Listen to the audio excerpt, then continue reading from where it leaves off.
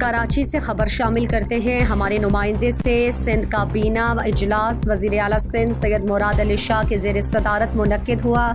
اجلاس میں صوبائی وزراء، مشیر، معاون خاص، chief secretary Sindh, chairman PND، principal secretary اور دیگر متعلق افسران شریک تھے۔ اجلاس میں 24 نکات شامل پر غور کیا گیا۔ گزشتہ کابینہ کے اجلاس میں منٹس منظور کیے گئے اور اجلاس کے حوالے سے BRT ریڈ لائن پر وزیر ٹرانسپورٹ شرجیل میمن کی بریفنگ دیتے ہوئے کہا کہ red line Asian development bank اور دیگر ایجنسیوں کے تعاون سے تعمیر ہو رہا ہے۔ BRT ریڈ لائن کا روٹ ملیر ہالٹ تا Malir cantt, Safoora university road اور نمائش سے ٹاور تک ہے۔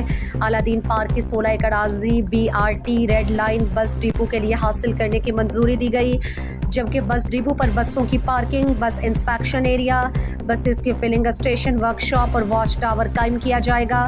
سندھ کابینہ نے بورڈ آف ریونیو کو وفاقی بورڈ آف ریونیو کے ساتھ ڈیٹا شیئرنگ کی اجازت دے دی۔ یہ ڈیٹا شیئرنگ ریونیو جنریشن کے لیے ہے۔ سندھ کابینہ نے جسٹس عبدالرسول میمن اور ڈاکٹر غلام رسول شاہ کو ہیلتھ کیئر کمشنرز مقرر کرنے کی منظوری دے دی۔ سندھ کابینہ نے الیکٹرک وہیکلز خریدنے کی پالیسی کے لیے تجاویز بنانے کی منظوری دے دی۔ کابینہ نے الیکٹرک وہیکلز کی خریداری کے لیے ایک کمیٹی قائم کر دی۔ کمیٹی اراکین میں صوبائی وزیر مکیش کمار چاولہ اور شبیر بجارانی شامل ہیں۔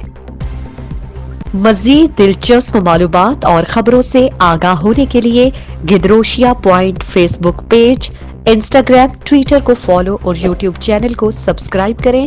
بیل آئیکن بٹن دبانا نہ بھولیں